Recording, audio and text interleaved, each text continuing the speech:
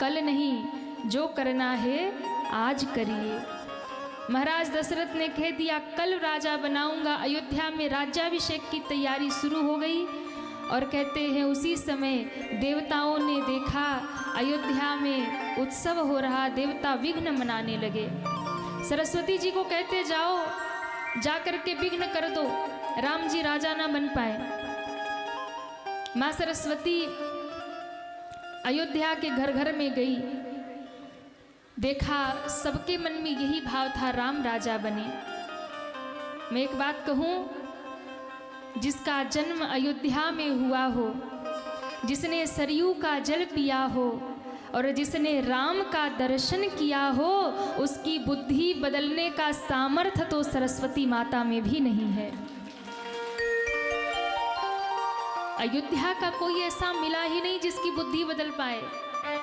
एक थी जो अयोध्या की नहीं थी। कौन थी? कौन थी? कैकेयी देश से कैकेयी जी के साथ में उनकी दासी, उनकी चेरी कौन आई थी? हाँ देखो, सबको मालूम है, मंथरा। नाम मंथरा मंदमती, चेरी कैकेयी केरी, अजस पिटारी ताहि करी, गई गिरामती फेरी। सरस्वती ने बुद्धि बदल दी। मंथरा जो दहेज में आई थी कैकेयी देश से, और ध्यान रखना दहेज की वस्तु सदैव विनाश ही करती है, इसलिए कभी दहेज नहीं मांगना चाहिए कि हमें इतना चाहिए। अगर ज्यादा दहेज मांग करके लाओगे तो कुछ न कुछ उल्टा होगा। जो प्रेम से मिल जाए वो ले लो, पर डिमांड मत करो कि ये चाहिए वो चाहिए। मंथरा दहेज में आई थी, देखो अनर्थ कर दिया अयोध्या में। दहेज की वस्तु अच्छी नहीं होती। महाराज मंथरा की बुद्धि बदली। उसने देखा कि उत्सव हो रहा, किसी से पूछा क्या हो रहा, बोले अरे तुझे नहीं पता, कल राम जी राजा बनने वाले हैं। राम राजा बनेंगे ये खबर सुन करके ऐसा लगा जैसे उसे एक साथ 100 बिच्छुओं ने डंक मार दिया हो। ऐसी पीड़ा उसके हृदय में होने लगी। क्या करूं, कैसे करूं, कैसे विघ्न करूं, कैसे रोकूं। दौड़ी दौड़ी कैकेयी अम्बा के पास गई और कैकेयी मैया को जाकर के लंबी लंबी सांसें ले रही है। कैकेयी माँ ने कहा अरे हुआ क्या, तुझे क्या हो गया? कुछ बोल नहीं रही है। ध्यान से सुनिए, मंथरा है कुसंग। कौन कौन ये मानता है कि कैकेयी माता गलत है, वो हाथ उठाइए। हाँ उठाइए उठाइए। जिसको जिसको लगता है कि कैकेयी माता बहुत गलत है, उन्होंने राम जी को वनवास दे दिया, वो हाथ उठाएं। अच्छा, जो हाथ नहीं उठा रहे वो कैकेयी माता को अच्छा मानते हैं, सब बुरा मानते हैं। उन्होंने राम जी को वन में भेज दिया। ध्यान रखिएगा, कैकेयी माता जैसा राम जी को प्रेम करने वाला कोई और नहीं था। कैकेयी माता तो इतना प्रेम राम से करती थी कि जितना प्रेम माता कौशल्या भी नहीं करती थी। आपको पता है, भरत जी कौशल्या की गोद में खेले और राम जी कैकेयी की गोद में खेले। महाराज कभी भी भरत को गोद में नहीं उठाया कैकेयी अम्बा ने, राम को खिलाया। और राम कौशल्या की गोद में नहीं, कौशल्या माँ की गोद में भरत जी खेले। इतना प्रेम कैकेयी माता करती थी। आप सोचिए, वो कैकेयी माता ने राम जी को वनवास क्यों मांगा? इसमें बहुत सारे कारण है, बहुत सारे कारण है कि कैकेयी नरेश को दशरथ जी ने वचन दिया था कैकेयी से विवाह के समय कि जो भी पुत्र होगा वो राजा बनेगा, कैकेयी अम्बा का। लेकिन कुल की परंपरा थी कि बड़ा पुत्र जो होगा वो राजा बनेगा। तो कैकेयी माता के पुत्र जो थे भरत जी, वो राम जी से छोटे थे। दशरथ जी भूल गए थे। कैकेयी माँ को लगा कि अपयश होगा, इसलिए राम को वन भेजकर भरत के लिए राज्य मांगा, ये भी कारण था। दूसरा कारण ये था कि राम जी ने स्वयं कैकेयी माँ को वचन मांगा था कि आप मेरे लिए वनवास मांगेंगी 14 साल का। कैकेयी माँ ने कहा, बेटा मैं मर जाऊंगी पर तुझे वन में नहीं भेजूंगी। पर राम जी ने खुद से कहा कि माँ अगर तुम वनवास नहीं मांगोगी तो संसार का कल्याण कैसे होगा। केवट से चरण कौन धुलाएगा, शबरी के बेर कौन खाएगा, बाली का वध कौन करेगा, रावण जैसे आता ताई से इस पृथ्वी की रक्षा कौन करेगा। इसलिए वनवास मांगना पड़ेगा। और ये काम सुमित्रा मैया नहीं कर पाएंगी, ये काम कौशल्या मैया भी नहीं कर पाएंगी, ये काम मैं जानता हूँ मेरी कैकेयी मैया ही कर पाएंगी। राम जी ने वचन मांगा, माँ इसके लिए सारे संसार के लोग तुम्हें दोष देंगे, तुम्हें बहुत बड़ा कलंक लगेगा, तुम्हारा बेटा भरत तुम्हें माँ नहीं कहेगा। और माँ इस वचन को निभाते निभाते हो सकता है तुम्हारा सुहाग उजड़ जाए, तुम्हारे मांग का सिंदूर मिट जाए, माँ इतना कलंक लगेगा तुम्हें। लेकिन मेरी इच्छा है। माँ कैकेयी ने कहा, बेटा मैं बलिदान देने के लिए तैयार हूँ।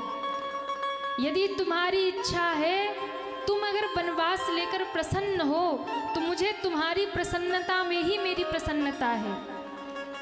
देखो एक प्रेमी जो होता है ना, वो जिससे प्रेम करता है उसकी प्रसन्नता देखता है। प्रेम में स्वयं की प्रसन्नता नहीं देखी जाती, प्रेम में प्रेमी की प्रसन्नता देखी जाती है। माँ कैकेयी ने कहा कि तुम प्रसन्न हो राम तो तुम्हारे लिए मैं बड़े से बड़ा कलंक सह लूंगी। दुनिया मुझे दोष देगी, दुनिया मुझे कुमाता कहेगी, मुझे स्वीकार है। मेरा बेटा मुझे माँ नहीं कहेगा, वो भी स्वीकार है।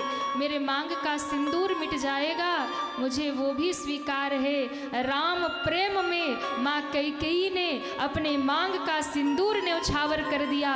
उनसे बड़ा राम जी का प्रेमी कौन होगा। ऐसी थी माँ कैकेयी। ये सब बहुत सारे कारण थे, लेकिन एक कारण मैं और कहूँ जिससे हम और आप सभी को सीख लेना चाहिए। आप कितने अच्छे हो, कितने भी सज्जन हो, कितने भी सत्संगी हो, कितने भी अच्छे काम करने वाले हो, अच्छे राह पर चलने वाले हो, पर ध्यान रखना जीवन में अगर कभी मंथरा जैसे कुसंगी का संग करोगे तो आपका किया गया सारा सत्कर्म वही समाप्त हो जाएगा। इसलिए जीवन में कुछ भी कर लेना, अकेले रह लेना, पर कभी किसी कुसंगी का संग मत करना। मैया कैकेयी राम जी को अधिक प्रेम करती थी, कौशल्या से अधिक प्रेम करती थी, पर उनका संग मंथरा जैसे कुसंगी से था तो उनकी भी बुद्धि बदल गई और राम जी के लिए वनवास मांग लिया। ये जीवन में हम सबको सीख लेना चाहिए कि गलत व्यक्ति का संग आप अगर करोगे, काजल की कोठरी में कितनहु जतन करे, काजल के दाग तो लागे ही लागे। दाग लग ही जाता है। कुसंगी का संग आप करोगे, कितने दिन तक बच पाओगे? कभी ना कभी तो उसके रंग में रंग ही जाओगे। कैकेयी ने ऐसी, मंथरा ने ऐसी बुद्धि बदली माँ कैकेयी की, कोप भवन में जाकर के पड़ गई। संध्या का समय दशरथ जी आए, पता चला रानी कोप भवन में है। दशरथ जी मनाने के लिए कोप भवन की ओर गए, पर आज दशरथ जी को बड़ा कष्ट हुआ, हृदय बड़ा भारी हुआ। ऐसा क्या हो गया कि रानी कोप भवन में चली गई। बाबा कहते हैं, कोप भवन सुनी सकुचे उराऊ,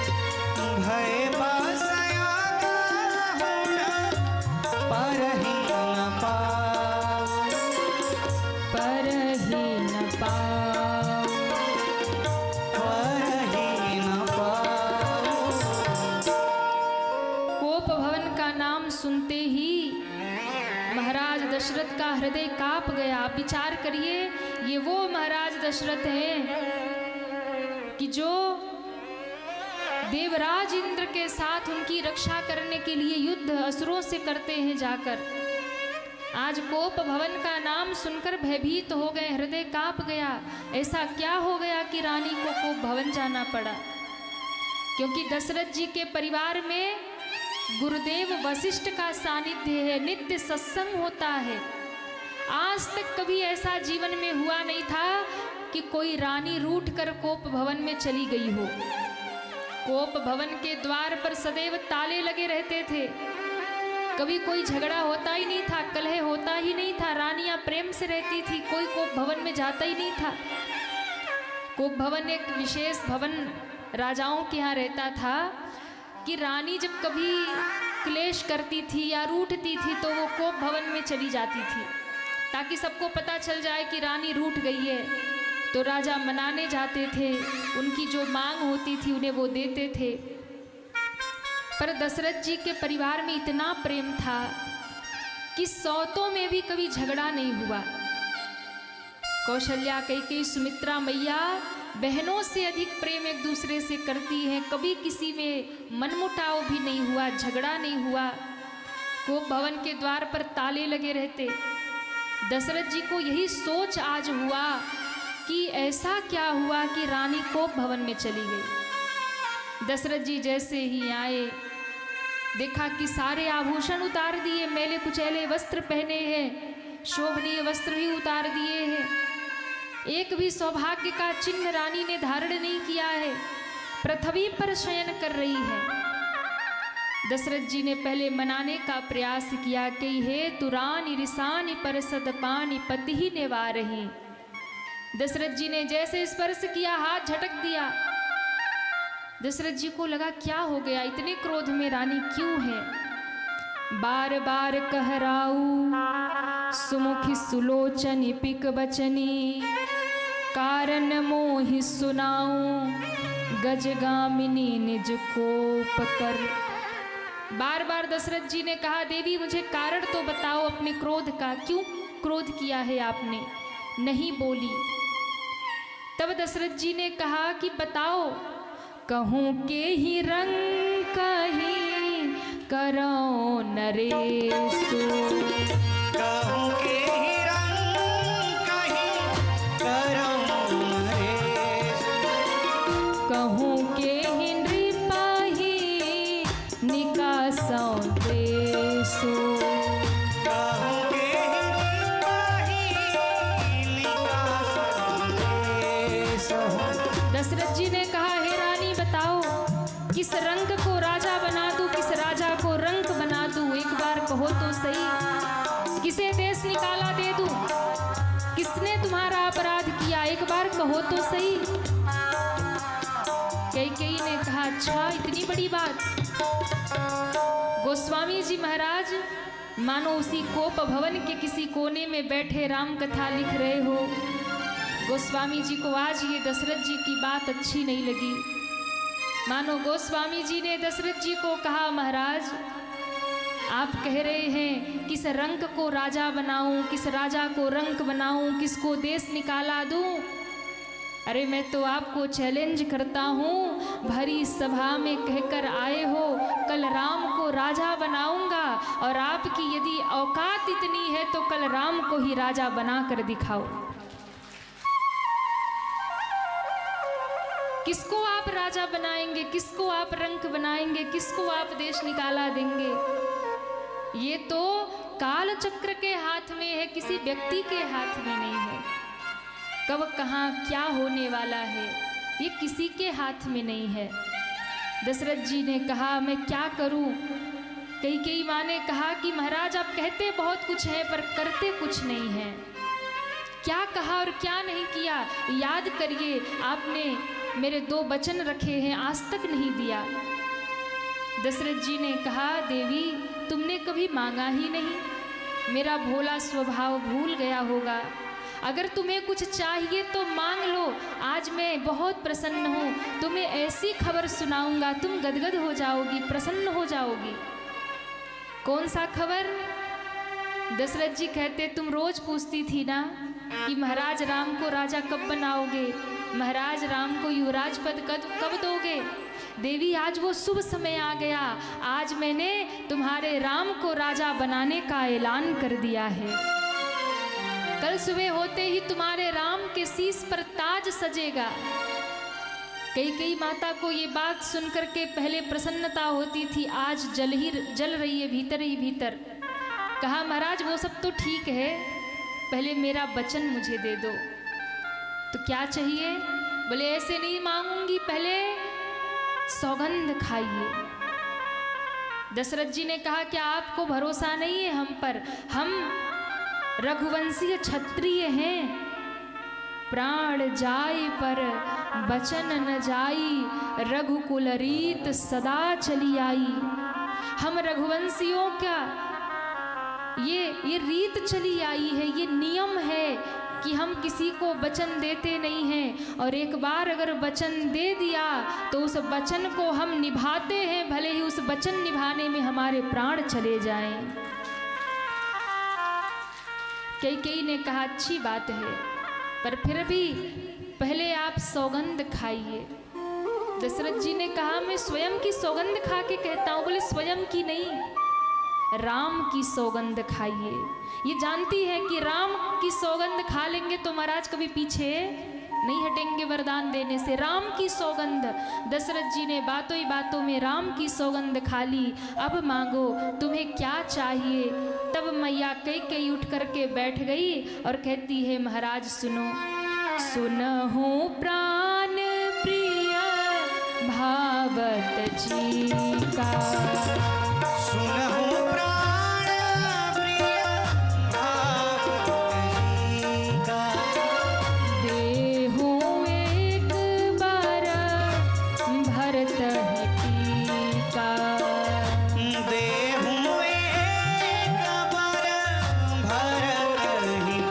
टीका, देहु एक बार भरत टीका, देहु एक बार भरत टीका, देहु एक बार भरत टीका,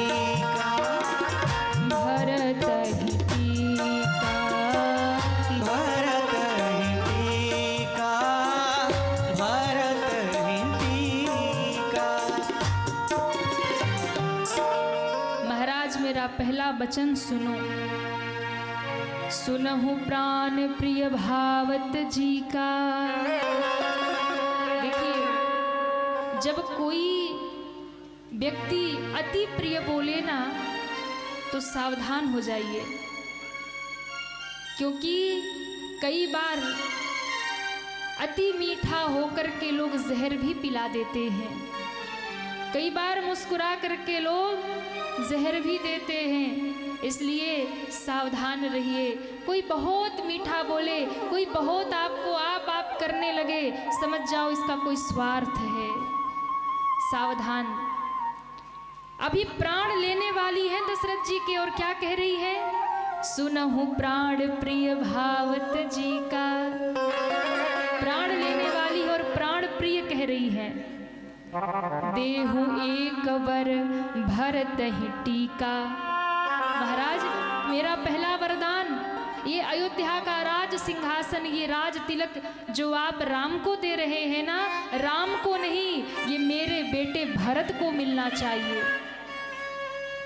दशरथ जी ने सुना, स्तब्ध हो गए। 2 मिनट बाद कहा, देवी अगर ये बात थी तो आप मुझे पहले बताई होती ना। क्यों? मोरे राम भरत दुई आखी। राम और भरत में कोई भेद नहीं है। जितना राम प्रिय है उतना भरत प्रिय है, इसलिए मैंने दिया। अयोध्या का राजा भरत हो या राम हो, मुझे कोई फर्क नहीं पड़ता। अरे मेरा राम तो वैसे भी राजा नहीं बनना चाहता, राज्य चाहता ही नहीं है। वो कल से ही बड़ा संकोच में है कि मुझे राज्य क्यों दिया जा रहा। दिया, दूसरा मांगो। कैकेयी ने कहा, महाराज दूसर बर मांगहु कर जोरी। दूसरे वरदान में हाथ जोड़ लिया और हाथ जोड़ करके कहती है, मेरा मनोरथ पूर्ण करो महाराज। मांगो दूसर बर कर जोरी, पुरवहु नाथ मनोरथ मोरी। दूसरा वरदान, मेरा मनोरथ सिद्ध करो। क्या है दूसरा वरदान? कहा महाराज, तापस वेश विशेष उदासी। तापस वेश विशेष उदासी। 14 बरिस राम बनवासी। 14 बरस राम बनवासी। तापस वेश विशेष उदासी। तापस वेश विशेष उदासी। 14 बरिस राम बनवासी। 14 बरिस राम बनवासी। राम बनवासी। राम बनवासी। माँ कैकेयी ने कहा महाराज दूसरा वचन, तापस वेश, तपस्वी वेश धारण करके विशेष उदासीन व्रत लेकर दशरथ जी को लगा। कैकेयी कहेगी महाराज भरत को राजा बना दो, फिर हमको क्या करना, हम लोग तपस्वी वेश लेकर उदासीन व्रत लेकर वन में जाकर तप करेंगे, राजपाट भरत को सौंप देंगे। दशरथ जी को लगा शायद कैकेयी ये कहने वाली है, पर कैकेयी मैया ने तो कुछ और ही कह दिया जो महाराज के कान सुन करके स्तब्ध हो गए। तापस वेश विशेष उदासी, तपस्वी वेश धारण करके विशेष उदासीन व्रत लेकर के 14 बरिस राम बनवासी, 14 साल के लिए राम बन को चला जाए। ये शब्द जैसे ही महाराज के कानों में पड़ा, महाराज बैठे के बैठे रह गए। ऐसा लगता है जैसे कोई काठ की मूर्ति बनाकर महल में बैठा दिया हो, वैसे महाराज ठगे के ठगे रह गए। बहुत हिम्मत करके, बड़ा धीरज धर के महाराज ने कैकेयी को कहा, देवी कहीं तुमने गलती से तो राम का नाम नहीं लिया ना? क्या कहना चाहती हो? क्या तुम राम को वन भेजना चाहती हो? माँ कैकेयी ने कहा महाराज आपने जो सुना है वही सत्य है। मेरे पुत्र भरत को राजगद्दी और राम को 14 साल का वनवास, यही मेरा दोनों वरदान है। दशरथ जी बिलख पड़े, रो पड़े, कैकेयी के चरणों में गिर के कहते हैं, देवी ये तुमने क्या किया? तुम कुछ और मांग लो, मुझे भरत को राजा बनाने में कोई आपत्ति नहीं है, पर मेरे राम को 14 साल के लिए वन क्यों भेजना है? मेरे राम का अपराध तो बताओ, मेरे राम की कोई गलती तो बताओ। देवी मेरे राम को 14 साल वन क्यों भेज रही हो? माँ कैकेयी ने कहा महाराज मैं कुछ नहीं जानती, मेरे यही दोनों वरदान है, यदि देना है तो दीजिए, नहीं देना है तो पीछे हट जाइए। अभी तो बड़ी गाथा अपने कुल की गा रहे थे कि हम रघुवंशी क्षत्रिय हैं। दशरथ जी ने आज कैकेयी माँ का चरण पकड़ लिया। इतिहास में पत्नियां ही पति के चरण पकड़ती हैं, पर पहली बार ऐसा हुआ जब एक पति पत्नी के चरणों में गिर गया। महाराज दशरथ ने कहा देवी मैं तुमसे बस एक याचना करता हूँ, मेरे ऊपर इतनी कृपा कर दो, मेरे राम को 14 साल वन मत भेजो। मेरे राम की गलती क्या है? मेरा राम इतना भोला है, अरे शत्रु भी उसकी प्रशंसा करते हैं, वो मेरा राम है। दुश्मन भी जिसके विषय में कुछ गलत नहीं बोल पाते हैं, उसकी प्रशंसा करते, वो मेरा राम है। माँ कैकेयी ने दशरथ जी को धक्का दे दिया। और दशरथ जी एक खम्भे से सर टकराया, सर फट गया, रक्त बहने लगा। माँ कैकेयी ने कहा, महाराज मेरा वचन बिल्कुल सत्य है, मुझे यही तो वरदान आप देना चाहते हैं तो दीजिए। दशरथ जी बिलख पड़े। अरे कैकेयी, एक बार विचार करो देवी, भरत अभी यहाँ है नहीं, वो ननिहाल गया है। और जिस दिन भरत अयोध्या आएगा ना, वो देखेगा कि उसका भैया राम अयोध्या में नहीं है ना, तो वो भरत कभी अपने आप को संभाल नहीं पाएगा देवी। वो रोते रोते मेरे राम को मनाने जंगल में जाएगा, पर समझ लेना उस समय तक बहुत देर हो जाएगी। अगर राम वनवास गया, तुम जानती हो राम के जाते ही मेरी मौत सबसे पहले होगी, मेरे प्राण जाएंगे, मैं जीवित नहीं रहूंगा देवी। मेरे प्राणों के लिए मेरे राम को अयोध्या में रहने दो। कैकेयी माँ ने कहा, महाराज वचन निभाना है कि छोड़ना है? अगर वचन नहीं निभाओगे तो आपको नरक जाना पड़ेगा। दशरथ जी ने कहा, मैं वचन नहीं जानता, पर मैं इतना जानता हूँ, अगर राम वन को गया तो मेरे प्राण जाएंगे, और मेरे प्राण जब जाएंगे तो देवी तुम्हारे मांग का सिंदूर मिट जाएगा। देवी कौशल्या जैसी रानी विधवा हो जाएगी, कौशल्या जैसी रानी के भी मांग का सिंदूर मिट जाएगा। तुम्हारे हाथ की चूड़ियां तोड़ दी जाएंगी, तुम्हारे वस्त्रों के रंग बदल दिए जाएंगे, तुम रोगी, इसी महल में बिलखोगी, पर ना तो तुम्हें राम मिलेगा, ना तुम्हारा सुहाग मिलेगा। देवी विचार तो कर लो, विचार तो कर लो। पर कैकेयी माता कठोर हो गई। दशरथ जी के बिलाप का भी कोई असर नहीं हुआ। दशरथ जी ने कहा, हे रानी, अंतिम बार तुम्हारे हाथ जोड़कर कहता हूँ, विचार करो। कल सवेरा होते ही मेरा राम यदि सुनेगा कि पिता ने वनवास दिया है ना, वो मुझसे एक बार नहीं पूछेगा कि पिताजी मेरा अपराध बताओ, पिताजी मेरी गलती बताओ, मुझे क्यों जंगल भेजा जा रहा। मेरा राम कभी मुझसे नहीं पूछेगा। पर रानी तनिक विचार करो, वो भोली कौशल्या रात भर जाग करके इंतजार कर रही है। कल सुबह उठते ही उसका राम राजगद्दी पर बैठेगा, कल सुबह ही उसका बेटा राम, उसके सर पे मौर मुकुट सजाया जाएगा।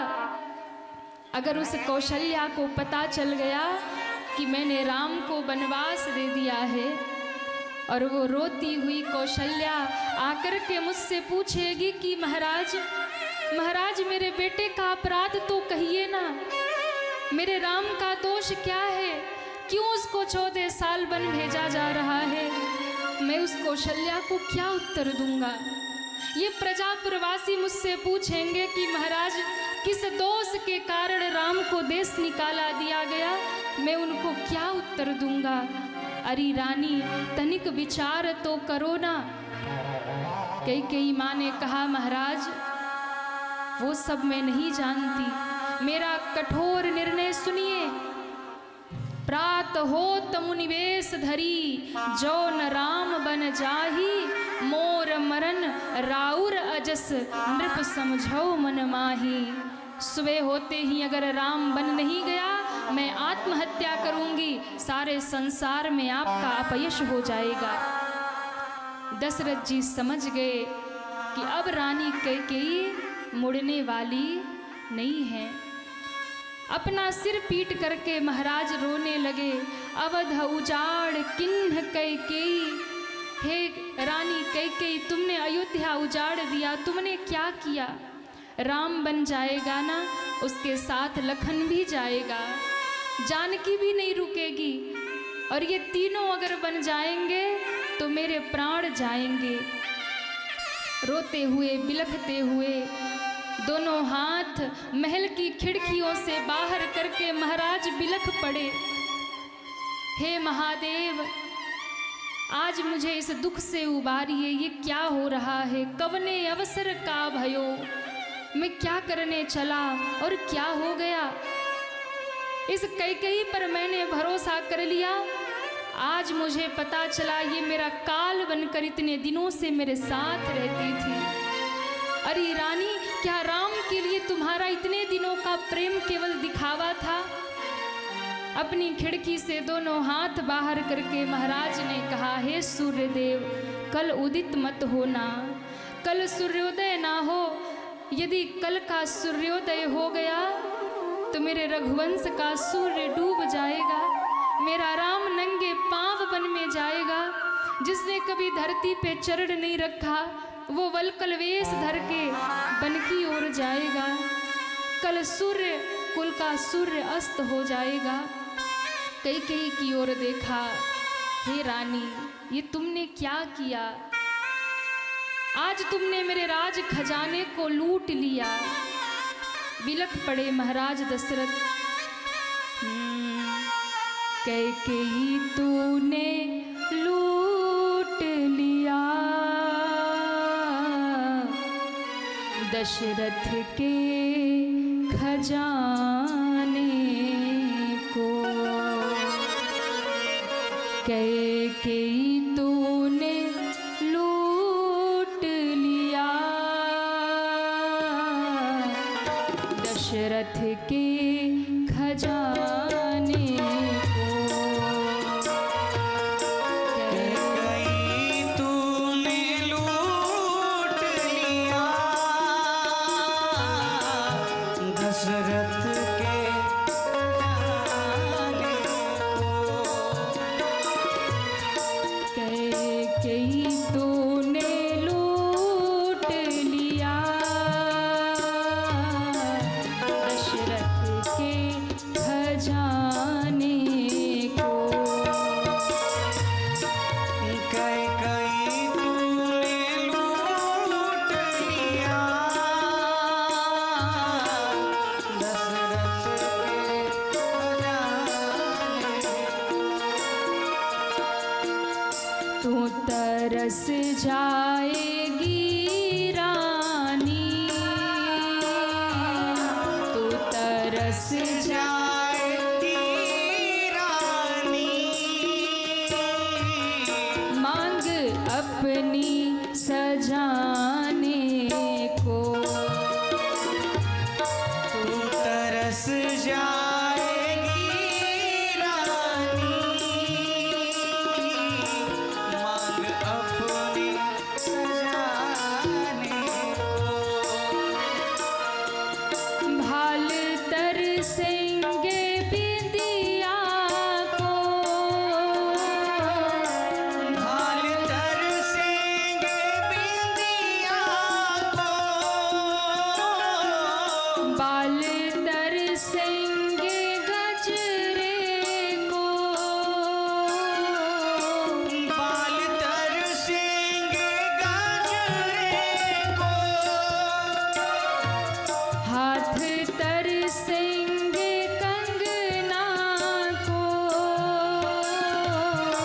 हाथ तरसेंगे कंगना को।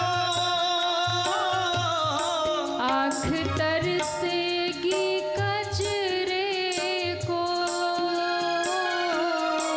आँख तरसेगी कजरे को। तू तरस जाएगी रानी, तू तरस जाएगी रानी सबसे मिलने मिलाने को। तू तरस जाएगी रानी सबसे मिलने मिलाने को। कैकेयी तूने लूट लिया दशरथ के खजाने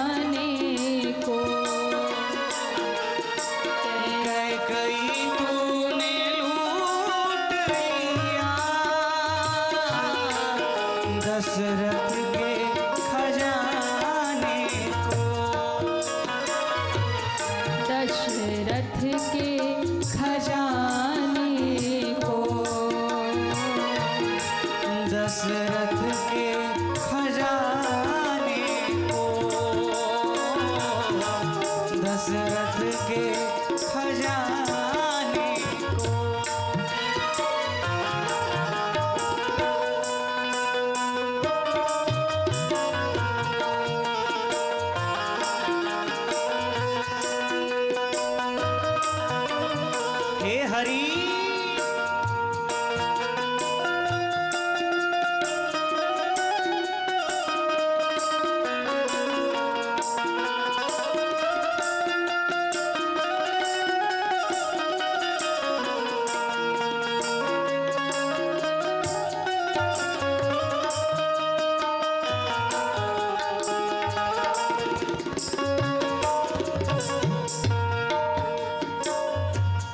मार पाई ना तू मन को, मार पाई ना तू मन को,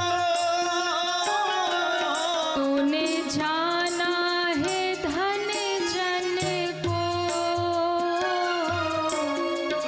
जाना है जन को, रघुकुल के जीवन को, रघुकुल के जीवन को, राम भेज रही बन को, राम भेज रही मन को, तूने रास्ता चुना रानी, तूने रास्ता चुना रानी, सीधे नरक में जाने को, तूने रास्ता चुना रानी, सीधे नरक में जाने को, तू तरस जाएगी रानी, तू तरस जाएगी रानी, अपनी मांग सजाने को, तू तरस जाएगी रानी, अपने मांग सजाने को, कैकेयी तूने लूट लिया, कैकेयी तूने तूने लूट लिया, दशरथ के खजाने को, के गई तूने लूट लिया, दशरथ के खजाने को, दशरथ के खजाने को, दशरथ के खजाने को, तू तरस जाएगी रानी, सबसे मिलने मिलाने को। पूरी रात महाराज विलाप करते रहे। रात बीत गई, सुबह हो गई। द्वार पर सब खड़े हैं, प्रजापुरवासी, सबको आश्चर्य है, महाराज जगे क्यों नहीं। सुमंत्र जी आए, महाराज की दशा देखी, धरती पे पड़े, अर्धमूर्छित अवस्था में राम राम राम कह रहे। कैकेयी माँ से पूछा, महारानी क्या हुआ? बोले हमें नहीं पता, रात से ही राम का नाम ले रहे, राम को बुला लाइए। राम जी को बुलाया गया। राम जी ने देखा पिता की दशा और कहा, माँ मुझे बताओ मेरे पिता की ये दशा क्यों है। माँ कैकेयी ने कहा, बेटा मैंने तो बस 2 वरदान मांगे थे। क्या है वरदान? तेरे छोटे भाई भरत के लिए राज्य मांगा, तेरे लिए 14 साल का वनवास मांगा, और तेरे पिता हैं वचन दे करके अब मूर्छित हो गए, वचन पूरा करना नहीं चाहते। राम जी ने कहा, माँ आज से आप मेरी जननी हो। देखिए, जननी उसको कहते ना जो जन्म देने वाली हो। आप माँ किसी को कह सकते हो, माता जी किसी को कह सकते हो, पर जननी आप उसी को कहते हैं जो आपको जन्म देने वाली माँ है, जिसने आपको जन्म दिया। लेकिन राम जी कहते हैं आज कैकेयी मेरी जननी हो गई। क्यों? क्योंकि अभी तक में जो राम था वो महलों में रहने वाला कौशल्या नंदन राम था, लेकिन 14 साल का वनवास देकर माँ कैकेयी ने एक नए राम को जन्म दिया है, जो जन जन का राम है, सारे राष्ट्र का राम है। इसलिए माँ तुम चिंता मत करो। सुनु जननी सोई सुत बड़ भागी, सुनु जननी सोई सुत बड़ भागी, जो पितु मातु बचन अनुरागी, जो प्रीतमा तू बचन अनुरागी। भगवान राम ने कहा है माँ, संसार में वही पुत्र धन्य है, वही पुत्र बड़भागी है जो पुत्र अपने माँ बाप के आज्ञा का पालन किया करता है, जो पुत्र अपने माँ बाप के वचनों का पालन करता है। मेरे जैसा सौभाग्यशाली कौन है? मेरे राम जी तुरंत गए, माँ कौशल्या की गोद में सर रख दिया। माँ कौशल्या ने सर सहला के कहा, बेटा जल्दी से कुछ खा ले, गुरुदेव आते होंगे, अभी राज्याभिषेक होगा। अरे माँ तू कितनी भोली है, मेरी कौशल्या मैया बड़ी भोली है। मेरा तो राज तिलक हो गया, राज तिलक हो गया। अरे मैंने तो देखा नहीं, कब हुआ? कहा अभी हो गया। कब हुआ बेटा, किसने किया? बोले कैकेयी माँ ने किया।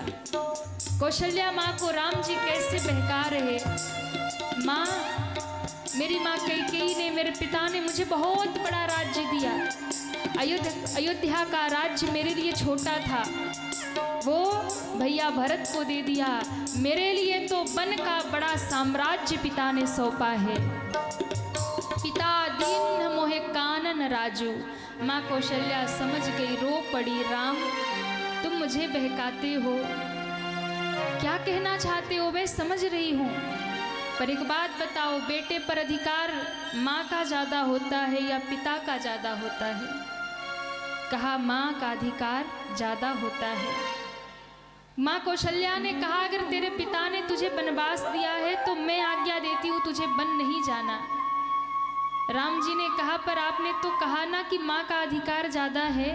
अगर माँ ने भी वनवास दिया हो तो बेटे को क्या करना चाहिए? माँ कौशल्या समझ गई। देखिए रघुवंश का त्याग देखिए कि माँ कैकेयी ने यदि कहा कि बन जाओ तो कौशल्या माँ प्रश्न करने नहीं गई कि कैकेयी की हिम्मत कैसे है कि मेरे राम को, मेरे बेटे को वन भेजे। ये रघुवंश का त्याग है, ये रघुवंश का प्रेम है। समझ गई माँ कौशल्या। माँ कौशल्या ने कहा, यदि पिता ने वनवास दिया तो मैं रोकती हूँ, तुझे वन नहीं जाना। लेकिन माता और पिता यदि दोनों ने वनवास दिया है, माँ ने भी कहा है, तो राम तुम वन को जाओ, तुम्हारे लिए वनवास ही सब अयोध्या के समान हो जाए। ये है माँ कौशल्या का त्याग, ये है रघुवंश का त्याग। ऐसे ही नहीं आज